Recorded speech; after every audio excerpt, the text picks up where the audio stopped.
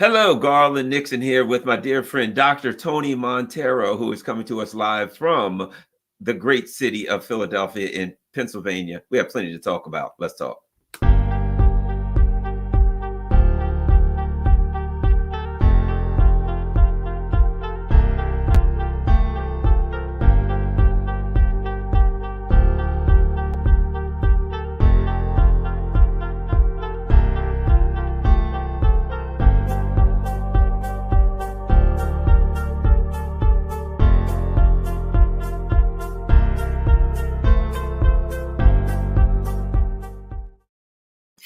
Hello, Garland Nixon here, and I'm here with a good friend and a very frequent guest. And a lot of people in the chat always tell me he's one of their favorite guests. Definitely one of my favorite guests, Dr. Tony Monteiro. Tony, welcome from the wonderful city of Philadelphia, Pennsylvania. We're happy to have you back.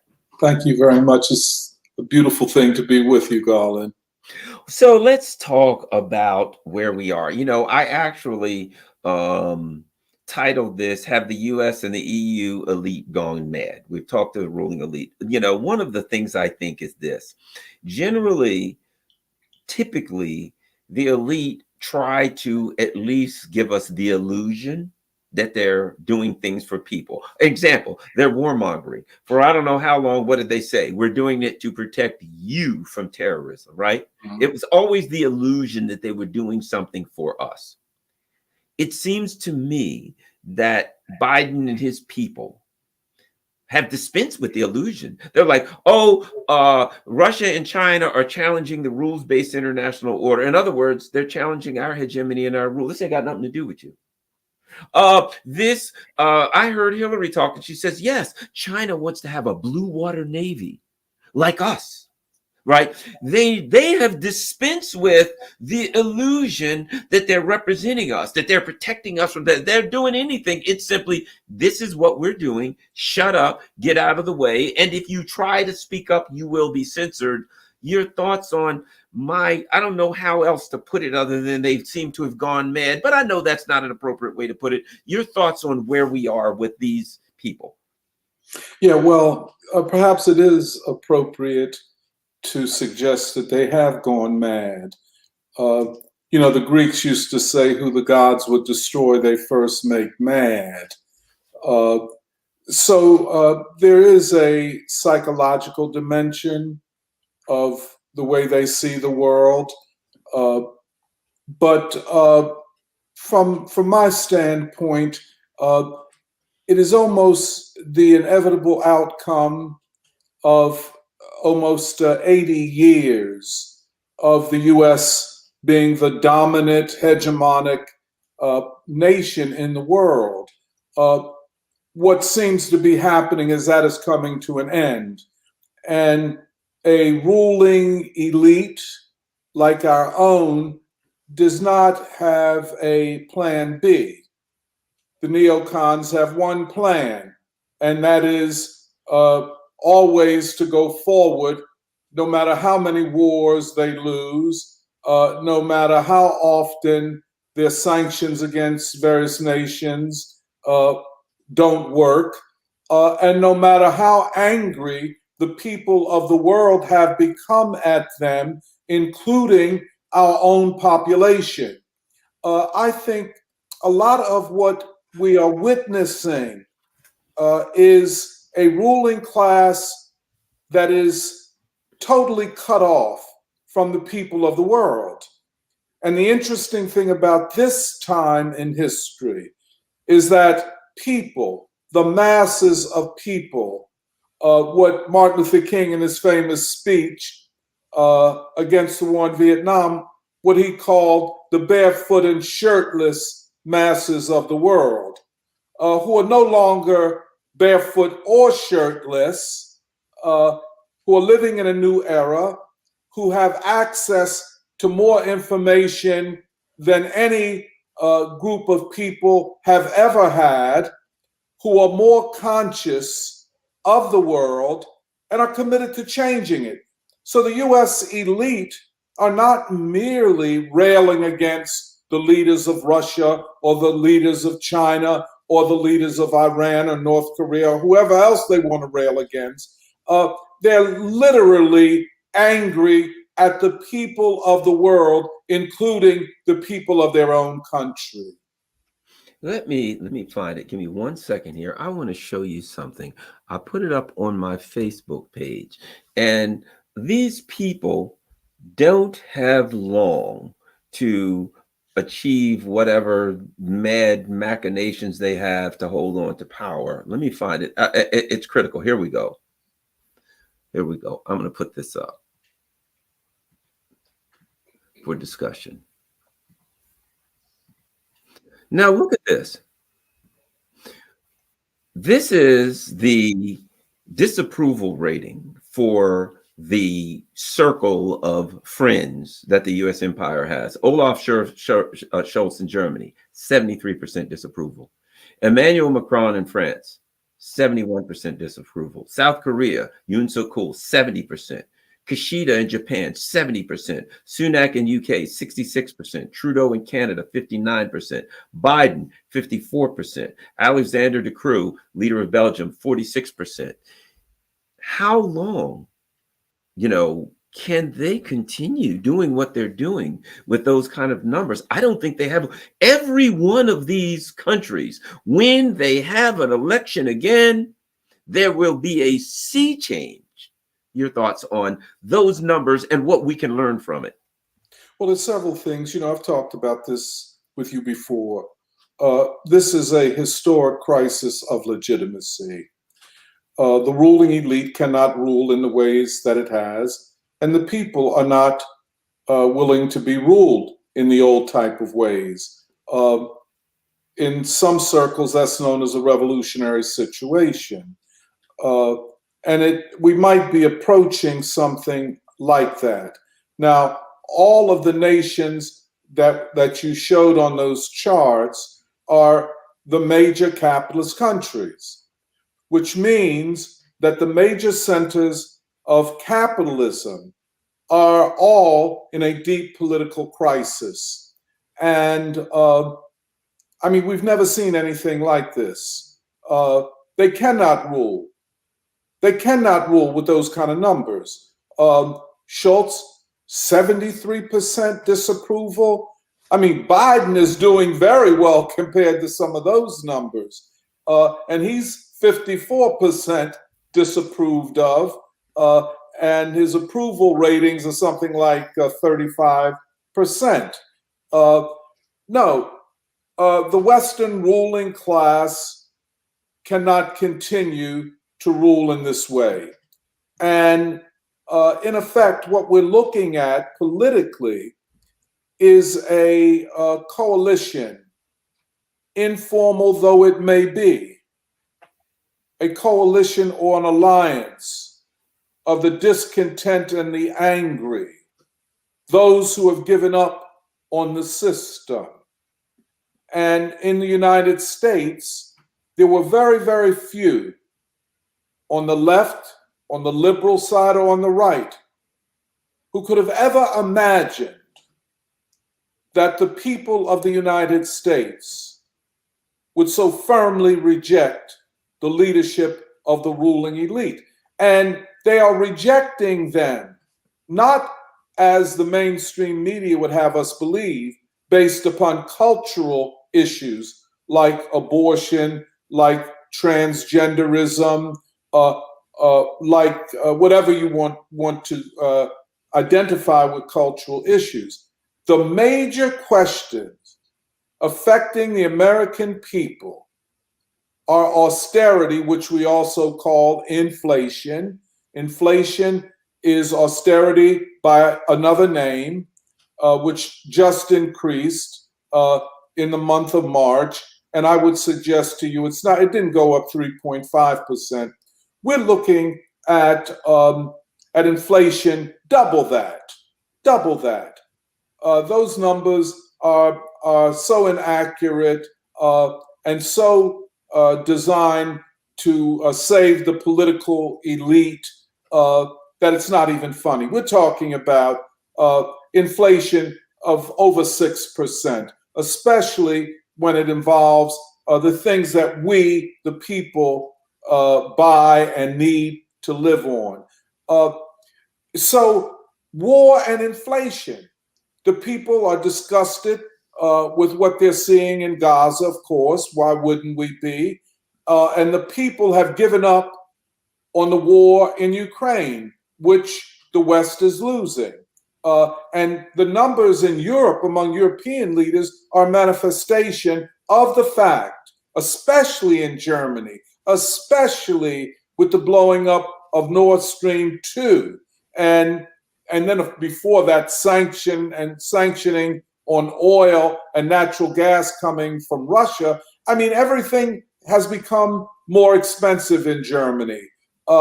France, there are other issues, the issues of the farmers, the issue of inflation, of course. But here in the United States, the country with the largest military, the hegemon, the reserve currency, the dollar being the reserve currency of the world, the American people have said, in effect, enough is enough.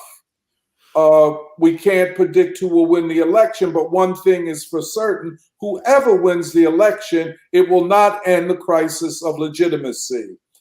In a lot of ways, I would interpret this moment of crisis as the people demanding a democratic form of government. Or let me put it this way, a new type of democracy, a democracy anchored, I should say, to the people, rather than this sham democracy, which says you can vote for president every 4 years, but don't expect us to keep any promises or do anything that we said we would do. You know, one of the things I'd like to ask you about is this. So, one of the scare tactics we've heard, particularly in Europe, is this: be scared because the populist right will come in and they're fascists and they will eat you, whatever the case may be, right? Okay. If we look at Europe, you've got Viktor Orban, who in Hungary, who is, let's be honest, whatever you think of Viktor Orban, he is not down with these people. He's saying, no, no, no, we need to end this thing in Ukraine. We need to consider, he once said, you know, look, for all of you guys talk about your policies, people can't spend that money and they can't pay their rent and they can't eat with these policies, right? Okay. He's a conservative. He's a right winger. Fine.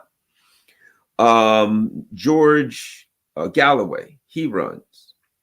He gets more votes than there was an independent, there was Labor, there was Tory. He gets more votes than all three of them together, and he's a lifelong avowed socialist. Okay.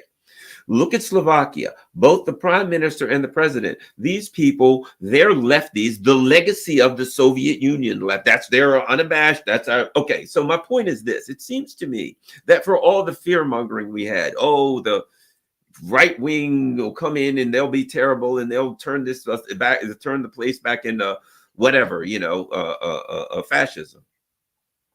It seems to me that the people are more like what Malcolm X said about the field slave. When you come to the field slave and say, do you want to run away? The field slave says, any place is better than here.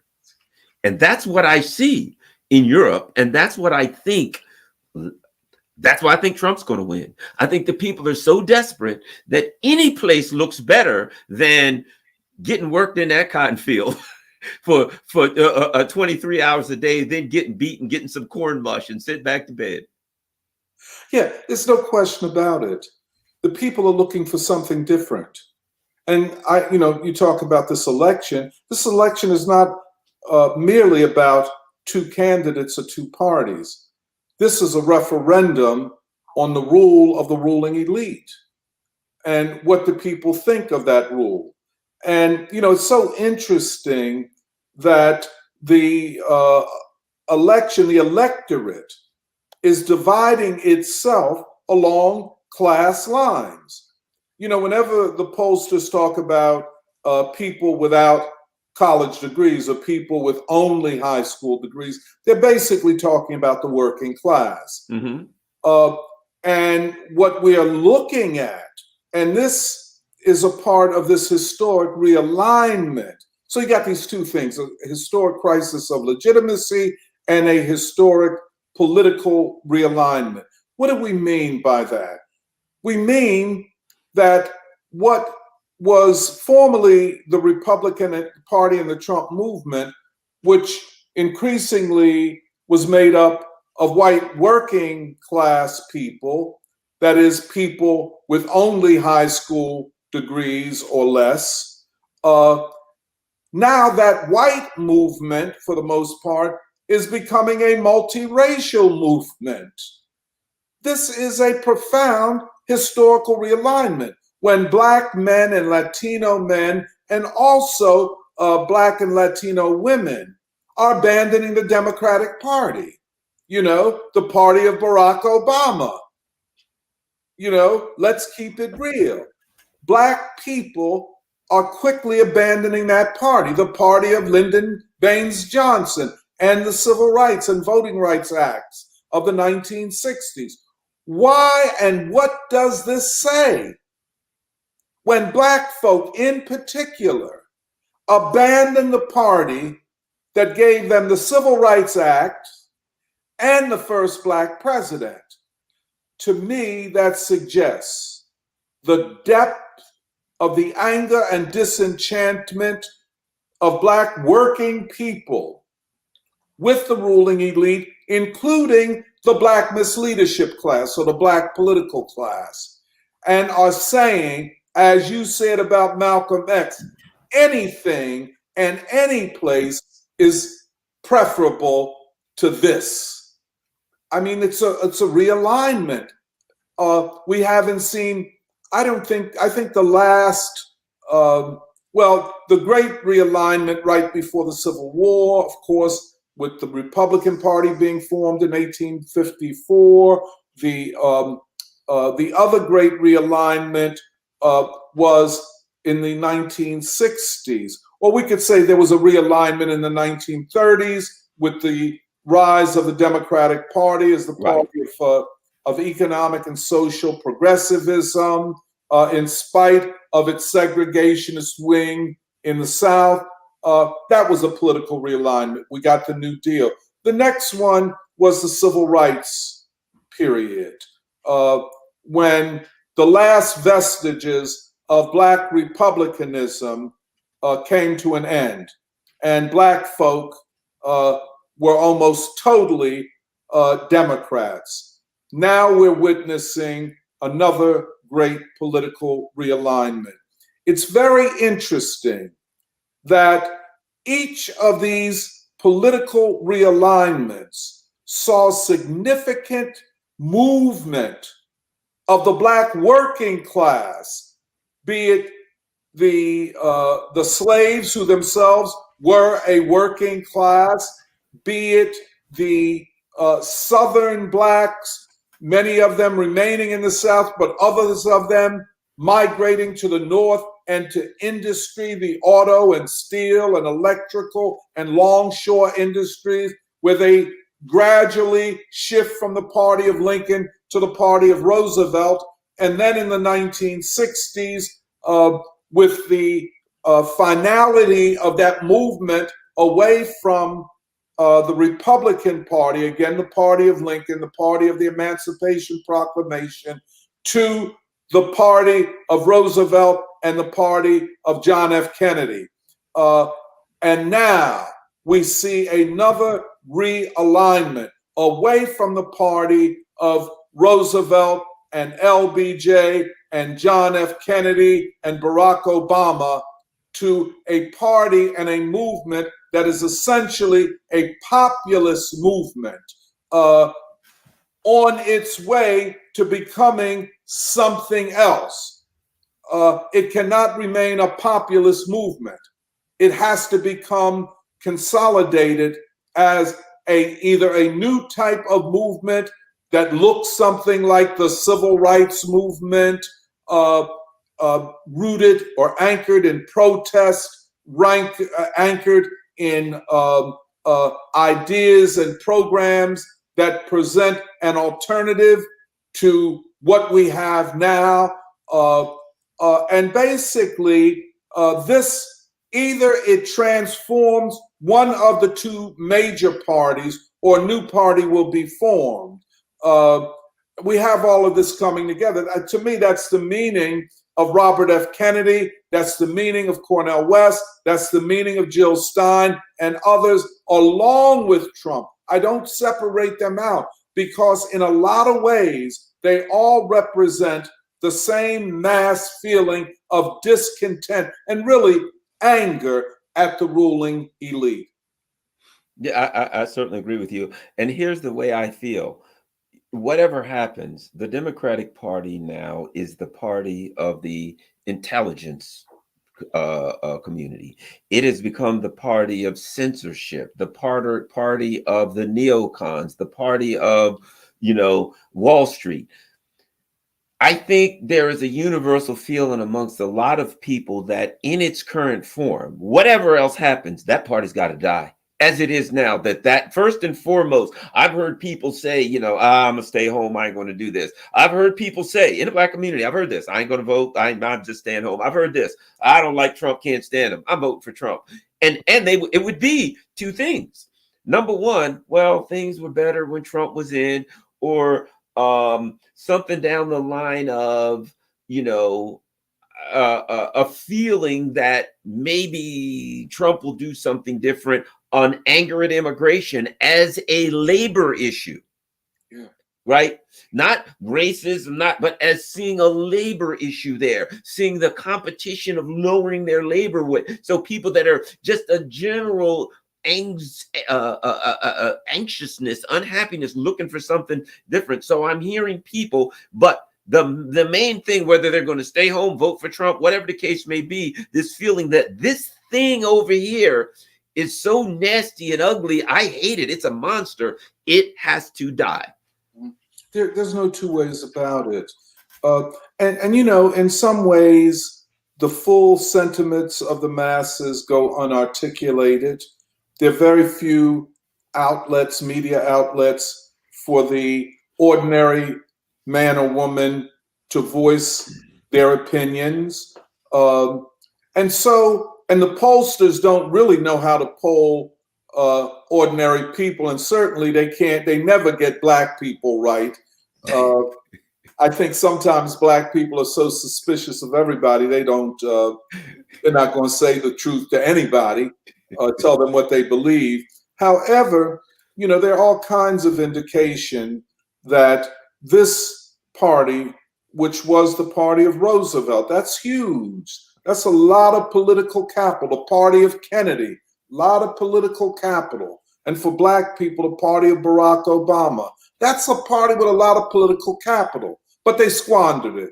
And they squandered it because of their arrogance and because they put their global hegemony ahead of the people of their own country. In other words, the globalist neocons, in other words, the globalists who see a global economy through which elites, Wall Street elites and hedge fund managers and hedge funds and financial institutions like the ones on Wall Street and Silicon Valley and so on make billions and billions and billions of dollars.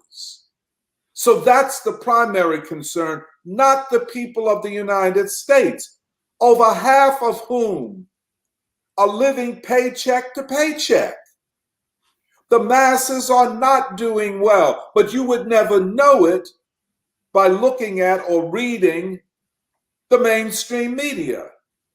So you have this seething anger, so much so that there's a poll recently that said that 20 to 25% of the American people would either support or not oppose armed struggle to change the government.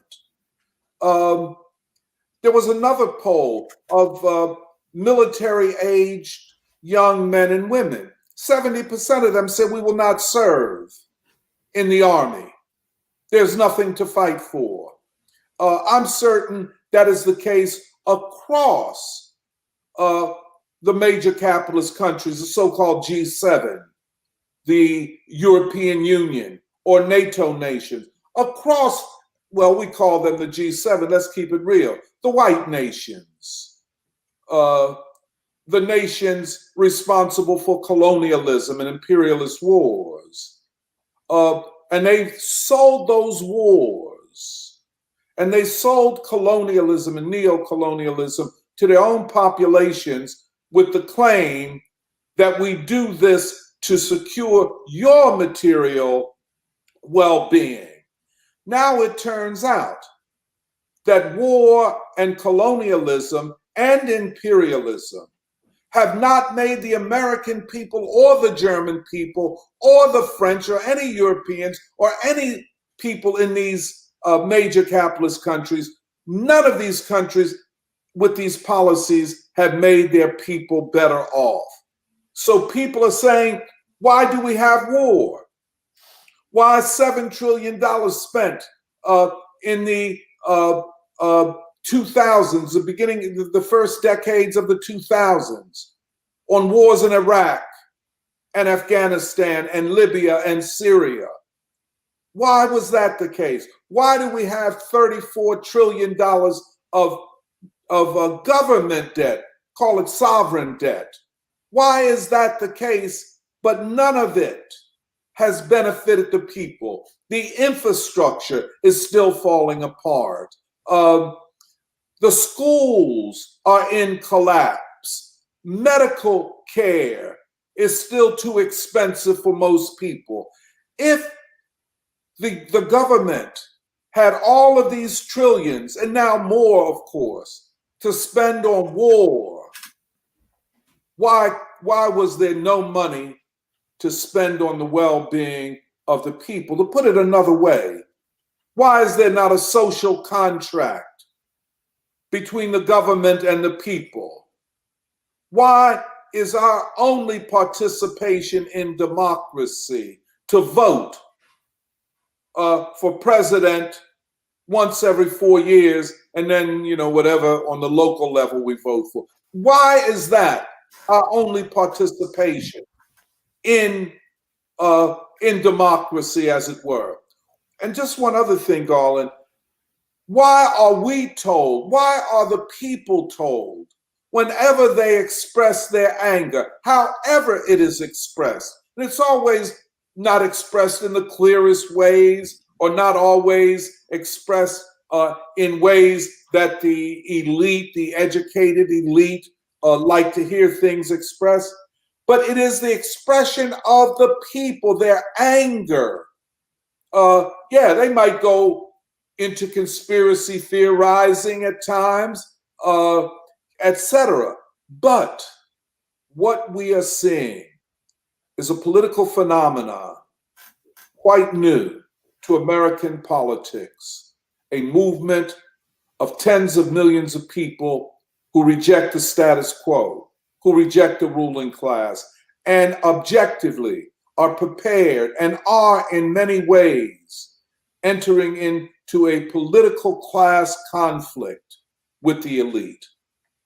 One of the perfect examples of this, when we speak of the Black misfit leadership class, the worst group of Black leaders, the worst sellouts that I've seen in my lifetime, nothing close. So one of these so-called members of Congress came up with a plan recently for reparations, right? Oh, the reparations. And of course, they said Black people won't, what reparations will be, Black people won't pay taxes. Of course, Fox News was like, oh, reparations. And I said, well, let me look at this because I don't trust it. As soon as I looked at it, and I'm like, Black people don't pay taxes. So wait a minute. That means if I'm a Black millionaire, that $80,000, I was $150,000, which what you weren't gonna pay anyway, because if you're that rich, all of that is going by your companies. You don't pay for nothing anyway. But let's, for the sake of argument, I'm a Black millionaire. That means instead of paying $130,000 in taxes, I get all that back. But these masses of Black folks in the working poor, And in the poor, who either don't pay taxes, pay little taxes, or they're people that work and hand them out. They're a mechanic, they're out there, they're fixing and whatever they can, they're doing side work, they're doing all of that to put food on the table, just to try to keep a roof over their head. They're either not paying taxes or they're not paying much anyway because they ain't making anything. So in the Black community, their so-called plan for reparations, the people who will get the money are the Black millionaires and the Black rich people who won't now have to pay taxes. But the poor people are working hand to mouth. They ain't paying no taxes or not much of any anyway. Even their so-called plan for reparations is nothing but something to help the Black millionaires. Yeah. It's a neoliberal plan. Well, it's a form of the Black millionaire class, the Black misleadership class, who play a role similar to the Black misleadership class in many African and Asian countries. They exist to manage the masses, to distract the masses, to say we will give to you symbolic victories, but nothing of substance. And I guess in Baltimore and Washington and Cleveland and Chicago, Black people are fed up with it. And I think we're going to see it completely expressed in this election. Black voters are increasingly moving into a rejectionist mode. And the poorest of our people, the working poor, the unemployed, the youth, who are saying, in effect, we have nothing to lose. And there's nothing more dangerous than a man or woman who has nothing to lose. Because once you have nothing to lose, you're free to fight for the change that you've always imagined. And people are not just thinking about themselves as individuals. They're really also thinking about their children, their nieces, their nephews, their grandchildren. What will be the future? And for most Black people, they see no future. Now, have they arrived at the conclusion that a completely new social economic system is necessary? I don't think so.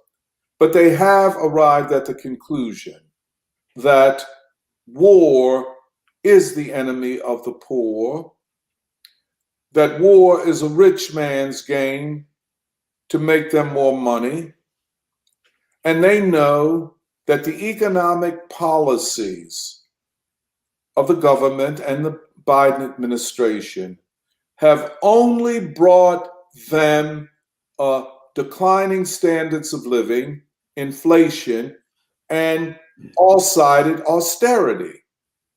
So, what does that look like? People want to talk about the Russian Revolution. Well, you might be looking at a repeat of that.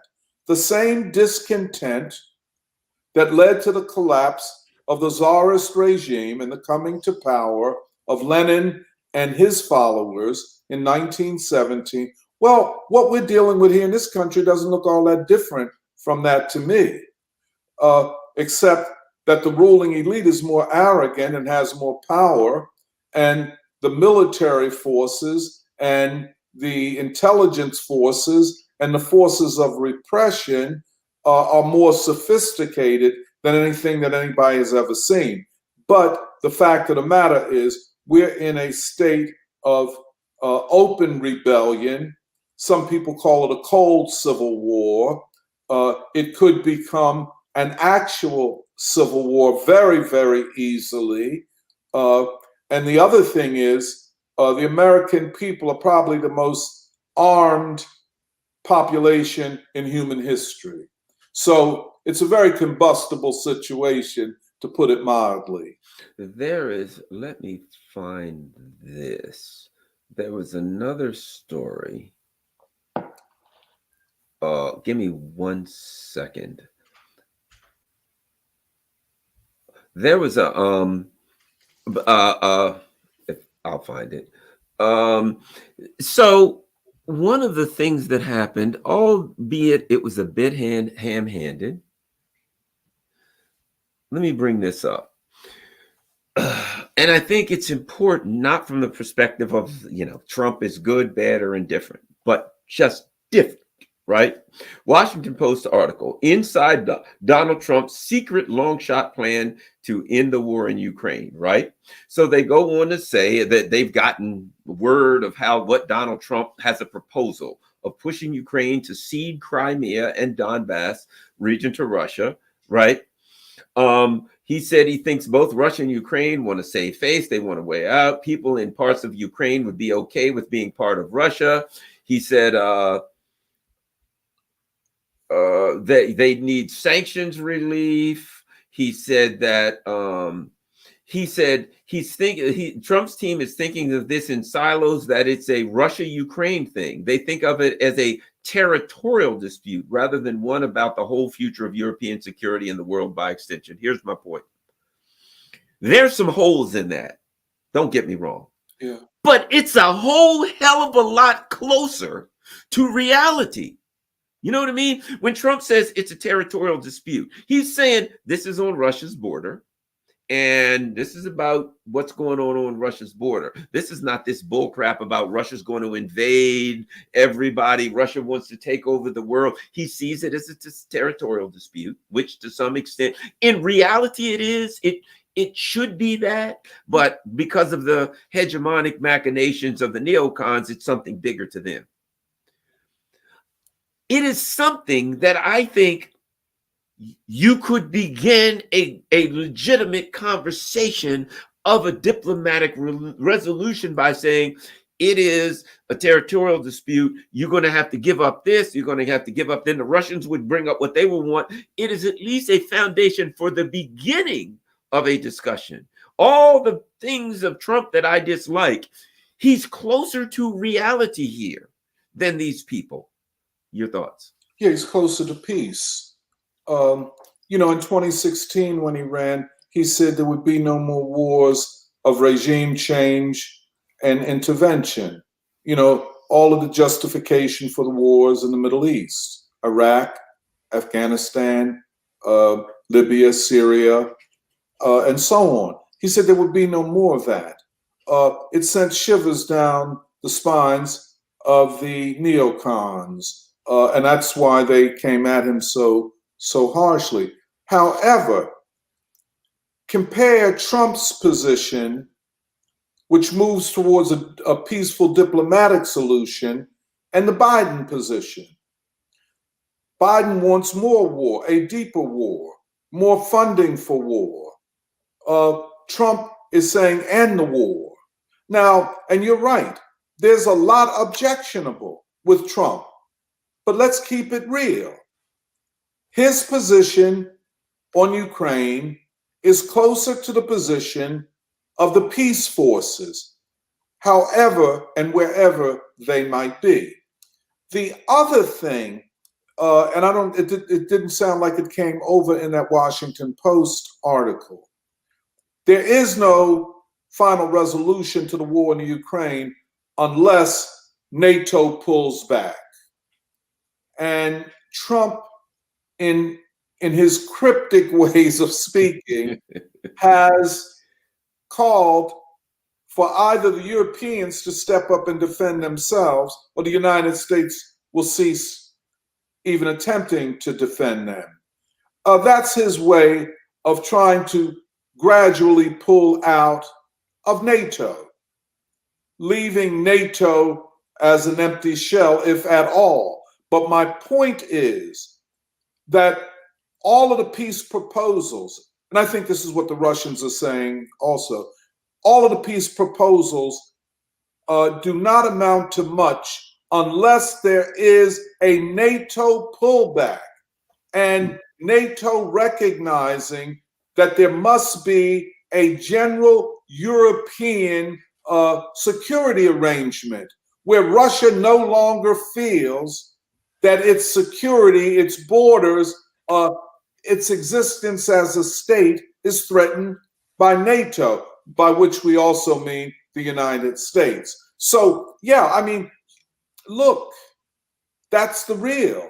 And I think if one is a peace activist, if one has peace as one of the 2 or 3 major issues that they will use to decide who they will vote for, I don't think they have much of a choice but Trump.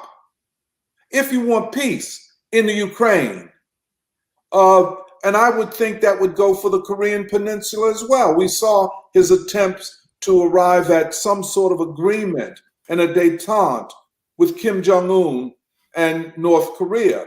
I think that would extend to China. In a lot of ways, what Trump represents in his foreign policy, although it's not all clear yet, and the Heritage Foundation and all of those people got a hand in the discourse, but his instinct is what I would call imperial pullback, imperial retreat.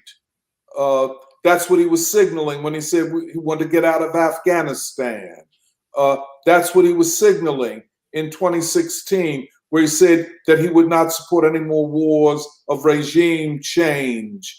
And that's why his position, be it with Orban or again Kim Jong-un or Putin, is peaceful coexistence, by which he means you do not meddle in or dictate the domestic internal political policies of a government. He is perhaps the first anti-hegemonic presidential candidate that we've had in 75 years. We haven't had it. The Cold War was a struggle to establish American hegemony. That's what all those wars in Vietnam and Korea, in Nicaragua, the sanctions on Cuba, and on and on and on. Those were wars to establish U.S. hegemony. And by the way, U.S. hegemony means not just military control, that's a big part of it, but the dollar hegemony. That the United States, as the hegemon, as the single superpower, as the indispensable nation, would determine the financial and economic architecture of the world.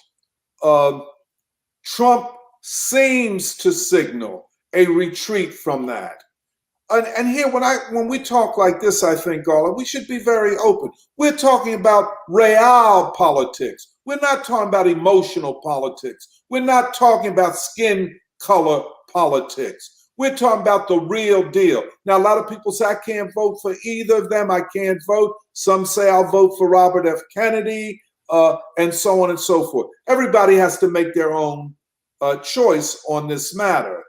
But what we need more than anything else is a real discussion, a substantive and rational discussion of just what is going on here. And I think, just quickly, more of us need to listen to what a person like Richard Haas, President Emeritus of the Council on Foreign Relations, when he said about 4 months ago in an interview in the New York Times that the greatest threat to American security is neither China, Russia, Iran, North Korea, or whoever else.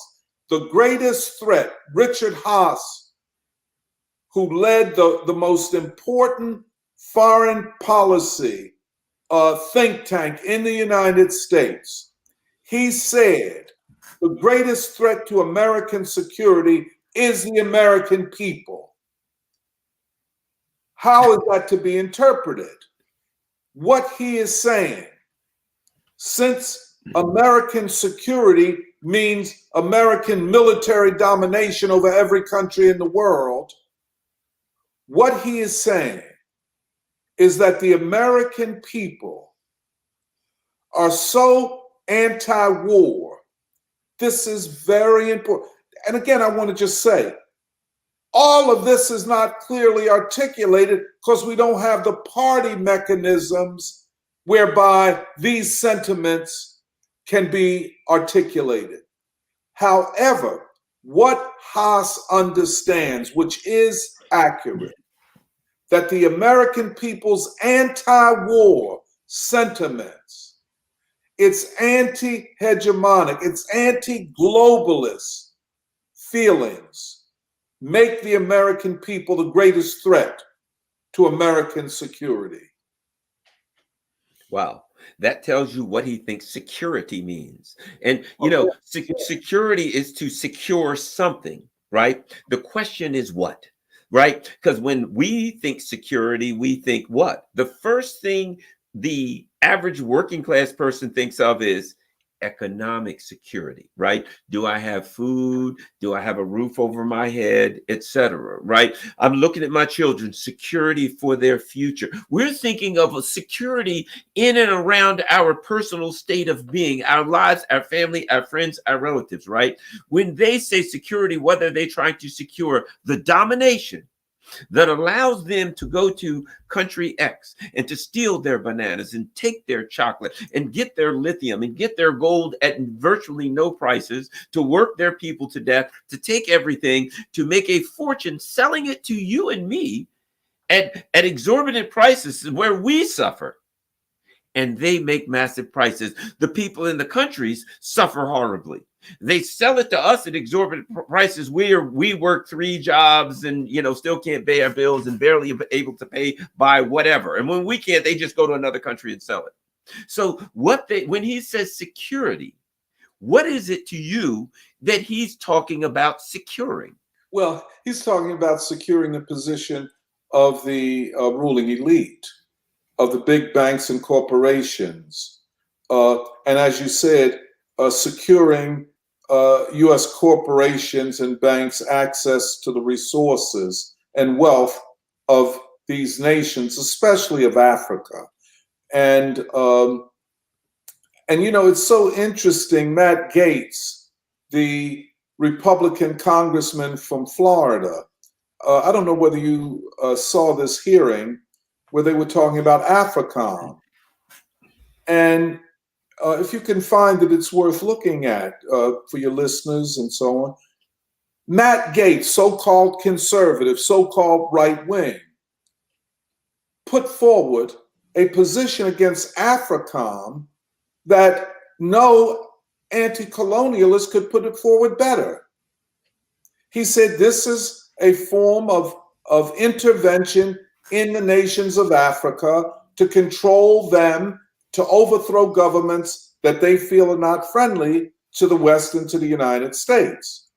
Now, they call this wing of the Republican Party a right wing. Yeah, they're the far right crazies. Marjorie Taylor Greene and those people. But in many ways, they represent the anti-war wing of the Republican Party, in some ways exceeding the anti-war wing of the Democratic Party. Now, you know, it's a good thing to see anti-war sentiments taking hold in each party. And there are inconsistencies, as we know, but the anti-war sentiment is a politically consequential movement in the country. If we take Black folk, and Black folk are very pivotal in this upcoming election, because in all the battleground, or most of the battleground states, the Black vote in these big cities will decide in some ways, in many ways, the outcome. I dare say Black people are perhaps the most anti-war population in the country. Now, when you say anti-war, what are we talking about? We're not talking about something so high on the political metric that very few people outside of the most conscious leftists could reach that level. What we're talking about is working people saying that war does not benefit us. In fact, war hurts us. War spending does not benefit us. In fact, it hurts us. And therefore, we are anti-war because we care about our well-being and our security, and as you put it, defining security from the standpoint of working people. What does security mean to a working class man or woman? It means a decent income, a decent job, a decent neighborhood, and health care and retirement. Those modern things that you should expect from a government in the modern epoch. But the working class cannot expect any of that, and they know it. So they're anti-war, they're anti the neocon elites, they're anti-globalization, they don't trust any elites. There's a class anger and a class revenge, the likes of which I don't think we've ever seen in an American election. Let me ask you this, because you have spent many years in academia and you've seen the good, the bad, and the ugly. And one of the things that's interesting now is to see the number of people in academia, the PhDs, who, before you go there and you find all these people reading Lenin and Marx and doing all kinds of things, anti-war, we're against terrible things, blah, blah, blah. And now, completely sold out. I had a good friend of mine recently who, Professor Danny Shaw, does great work, a great anti-imperialist, does fantastic work in Haiti, all over the place. I've traveled with him in South America and Venezuela. Fired because of tweets that he made and his position on Gaza. Academia has become one of the Democratic Party and the worst elements in the Democratic Party now see academia as a place where they are anchored. Your thoughts on that, on what academia has formed into now? Yeah, I mean, and you can't blame any of this on the conservatives, because major universities are run at the administration level by liberals, and most of the professors vote Democratic. So if you say that there is a restriction on freedom of speech, which there is at these universities, who is responsible?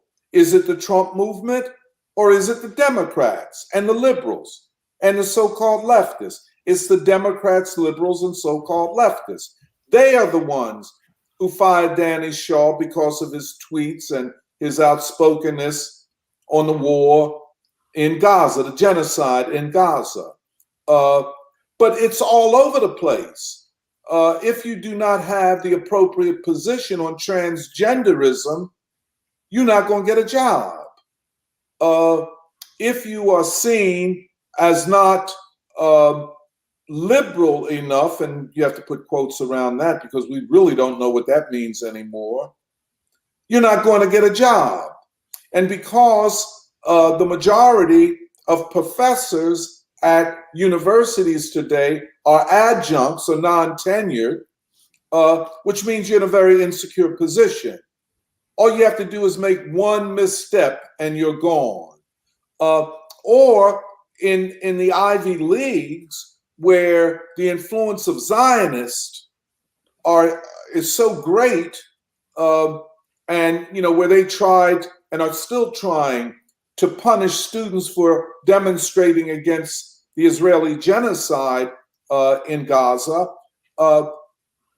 These people, so-called liberals, supporters mainly of Biden, are committed to limiting freedom of speech if the freedom of speech of students and professors challenges the worldview and the politics of powerful and rich Zionists or powerful and rich elements of the ruling elite.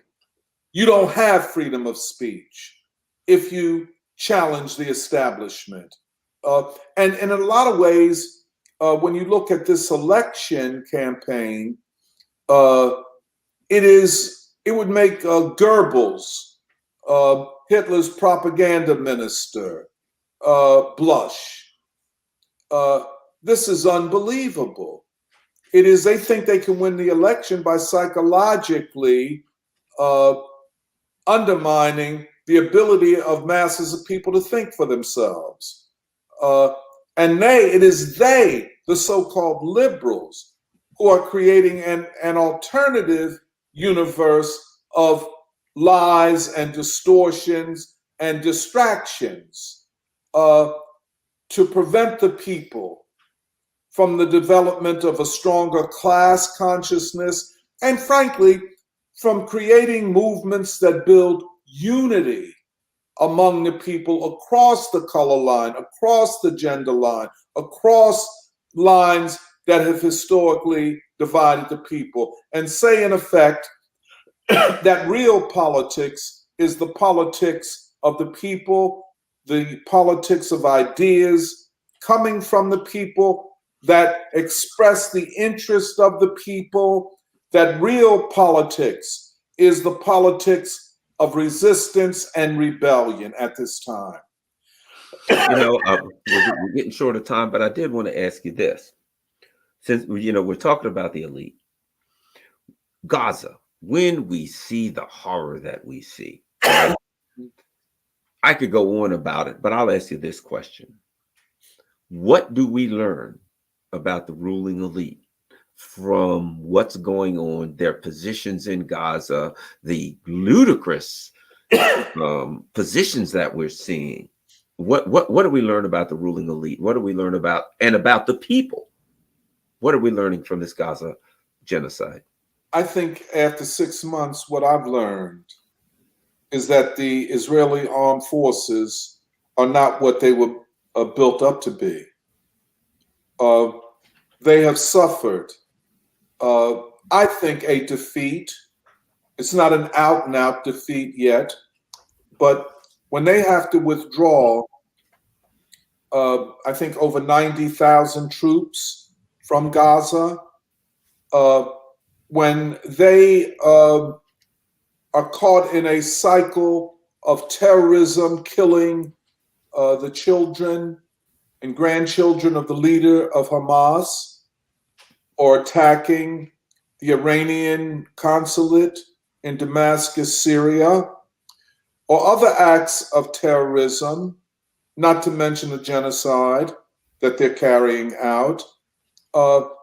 These are the acts of a defeated military. So they've lost. And they've lost not just to Hamas. Hamas could not defeat them on their own. They lost to a global coalition of forces that have isolated Israel politically and diplomatically, have made its economy almost non-functional at this point, and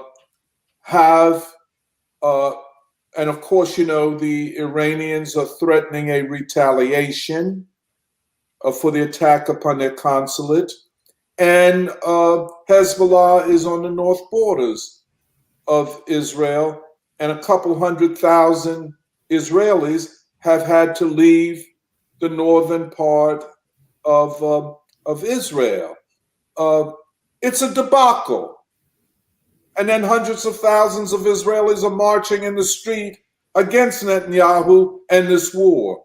So a combination of forces has led to a defeat for the Israeli armed forces, and by implication, the Biden administration. And this is what we're looking at. And I tried to make this point in the beginning, Garland. Human consciousness is at a level that we have never seen in human history. More people have more information than ever before in history. I'm talking about people in a Chinese village, in a village in Burkina Faso, or Niger, or Guinea, in Cuba, in Venezuela, in South Side of Chicago. The level of human consciousness is at a level that we have never seen. Now, when you reach that level, what you are seeing is people being the main driving force of history. You say, does that make sense? Yes. Now, so when you get this, it's not a far distance from people saying that not only do we oppose the policies of our governments, but we think we should take power and become the government. That would be a revolution. Can I just mention one other thing? Yes, absolutely. Continue. I don't know if you're familiar with Fareed Zakaria, Yes. CNN, and his recent book entitled Age of Revolution, Progress and Backlash from 1600 to the Present. Quite an undertaking. Although I haven't read the book, I've read parts of it. I've heard him speak.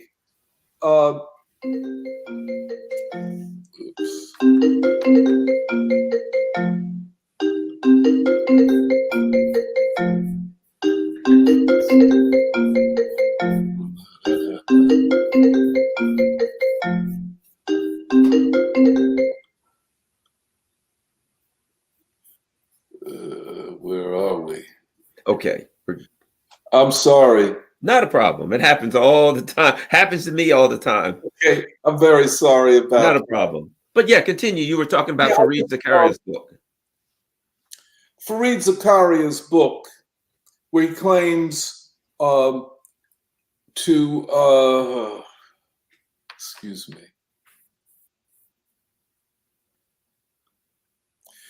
I'm sorry about that, Garland. Where he claims to have studied revolutionary transformations from the 1600s to 17th century up to now. And he concludes with the observation that the American situation has a lot to be positive about.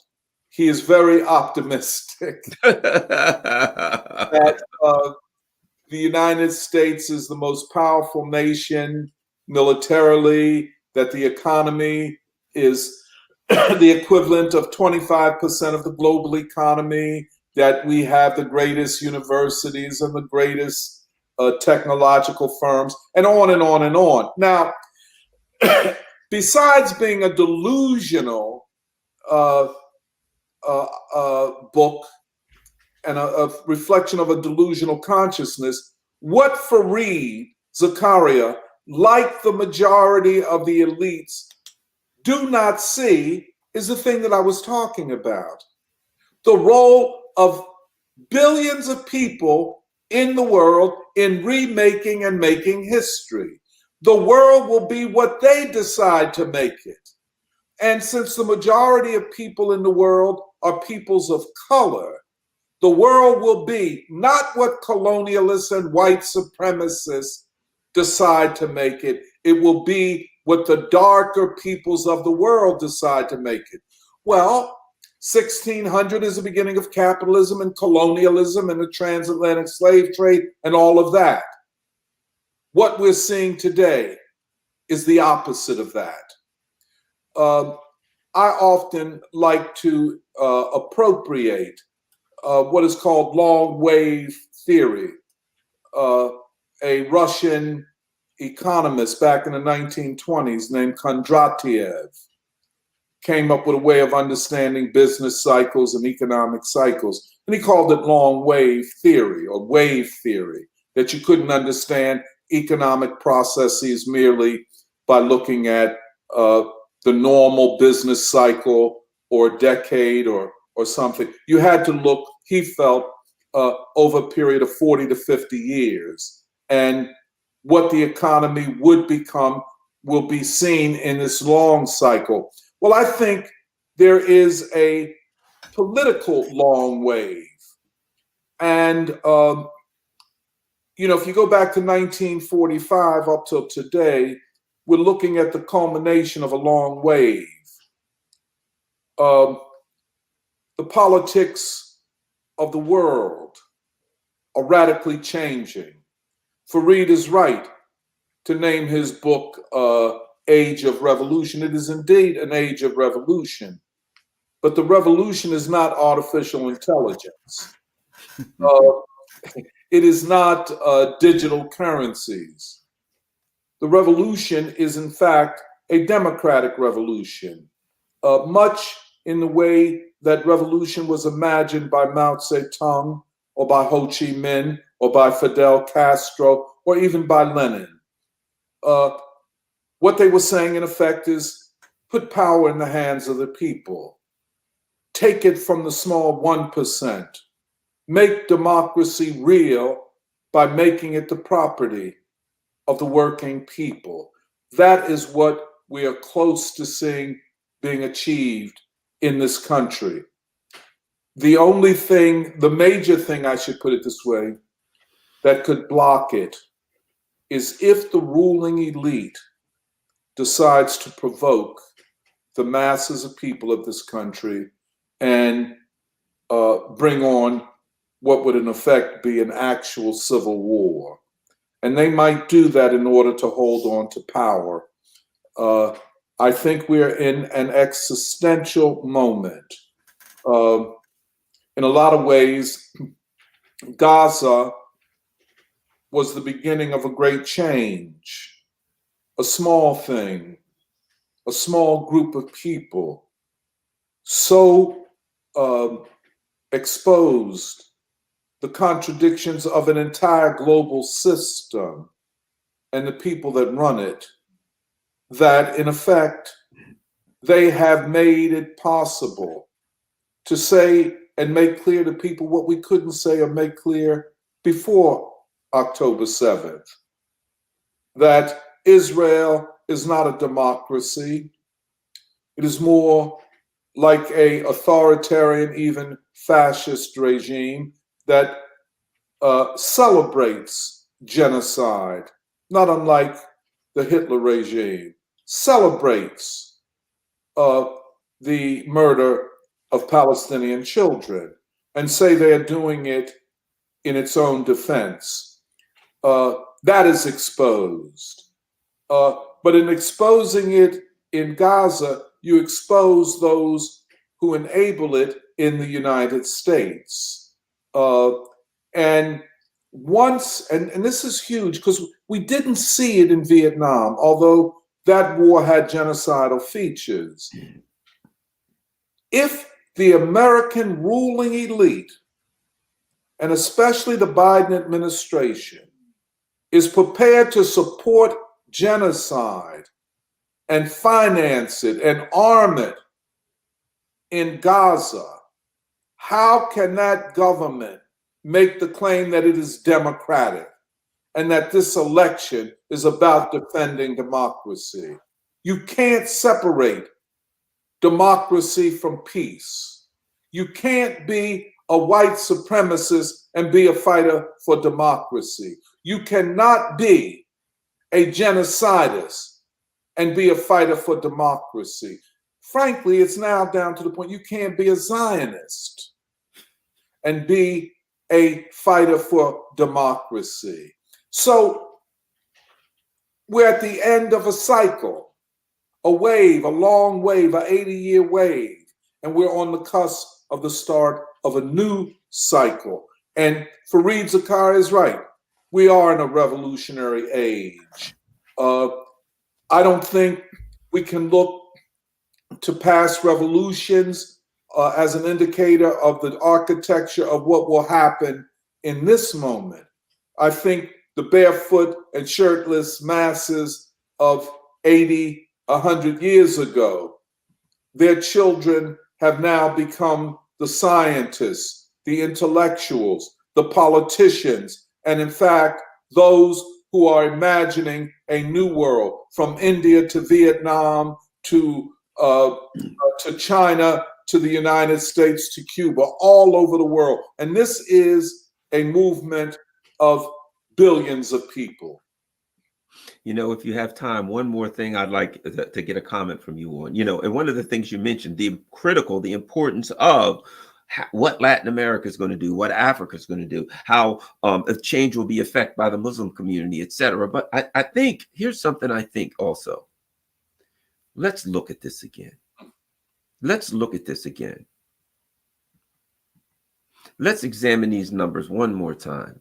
In the US, because this is all, to me, this is the US empire. These countries do not have, they're not countries, they're colonies. They do not have independence. They do not have sovereignty. One more time. Olaf Scholz, 73%. That means he doesn't have 27% approval rating, because in that 27%, there's going to be people who are like, I'm not sure, I don't know. He's in the teens at best. Macron, 71% disapproval rate. South Korea, Yoon, 70%. Kishido, Japan, 70%. Sunak, 66%. Trudeau, you might as well say 60%. Those numbers are unsustainable. And in the same way that the people in Africa and the people in Latin America are going to determine the future, I believe the people of Europe and the people of America, when I look in those kind of numbers, people aren't saying, oh, this is fine, this is great. The people are saying, no, we're not going to have. I think the people in Europe, the people in America will come together, and not left to right this way, rich or poor this way. You know what I mean? We're always told politics goes this way. Either right. You're on the left, you're on the right. Yes. No. And I preach, it's this way. You're on the top at this 1%, or the whole rest of you is now becoming at the bottom. That it will be the people of Europe and the people of the United States who have sick of their leaders and sick of being lied to and sick and tired of being sick and tired, that will have a critical role to play, because the American people and the European people are facing oppression. They're facing censorship. They're facing being fired. They're facing being concerned about their jobs, and it will get worse. That will make them even angrier. Your thoughts on my position that the working people of Europe and the United States, that their leaders have always done all of these devilish evil deeds, but they would either just hide it from them. Oh, no, we're over here talking to these people. We're getting you a good price on bananas. They didn't say they were killing everybody to get those bananas. They said, we're getting you a good price. Things are going well and everything's okay. So don't worry about what we're doing over here. Unless we need a few of you to go over there and put a uniform on and die. That the people here, as you said, are wising up. They're on social media. They're on Telegram. They're on alternative news. They're watching whatever. And the people are saying, we've been had. I think that the people in the empire will stand up. I think the torches and, symbolically speaking, and pitchforks are coming out now. Your thoughts? Oh, I agree with you. And, one of the great innovations in the ideological struggle is the podcast, like yours. I mean, every day you're exposing the ruling elite. Where could this ever happen? Podcasting and other means. So they can't ignore you. They can't ignore people like myself, who they don't care very much about what I do or whatever. But when I'm invited on a show like yours, and I'm able to express views that might and certainly should be in opposition to the ruling elite, and whoever would listen to say, well, look, this is the way I see the situation. We have entered into a democratic discussion. Every revolution requires the political education of the people. And what are you doing, Garland, but politically educating the people, bringing all kinds of ideas, radical, revolutionary, socialist ideas to people. So I think the conditions are becoming more ripe for transfer of power from what we used to call the 1% to the 90%. This is indeed, in a world situation, this is a revolutionary moment. And by revolution, I want to repeat, I'm not talking about artificial intelligence or digital currencies or that type of thing. I am talking about, as King said in his great speech on Vietnam, every hill will be made low, every valley will be elevated. You know, indeed, the mighty are on the cusp of being brought down, and they act like it. They're panicking. They're afraid. They're crazy. Again, who the gods would destroy, they first make mad. Power is being hollowed out. It means very little. Uh, People are looking for new institutions. Churches, big, powerful denominations are dividing. The ruling class has tried to use distraction in all kinds of ways to say to the people, when the people say we're going straight ahead, the ruling elite will come with some kind of theory, some kind of idea that say, well, don't go straight, go to the right, go this way. But I don't know if that's working as they would have hoped for. So yeah, man, it's the best of times and the worst of times. The old is dying and the new is being born. I guess I would say long live BRICS. Long live the Shanghai Cooperation Organization. And by the way, I understand there are about 40 nations waiting at the door to be allowed into BRICS. BRICS plus 6, now BRICS plus 40. New currencies that will be used in the trade among nations. This is all new. This is all new. Janet Yellen, I saw, went to China and tried to stare them down, and they politely asked her to leave, threatened to put sanctions on China's main banks. Now, come on, Janet. Are you on drugs? I mean, it doesn't make sense. I mean, you bring the whole world economy down, but you would ultimately bring down the dollar as the global reserve currency, which would then create conditions in the U.S. economy, the likes of which we've never seen. Of course, it would intensify inflation and instability. But yes, that's it's a different world, and we need to get ready for this new world and act and think and live like we are people, human beings of a new world. Hard times is fighting times. I've heard that. I've heard that said. Well, once again, Dr. Tony Monteiro, he does great work in the city of Philadelphia with his group. Talk about your Saturday Free School, where people can find out more information about it.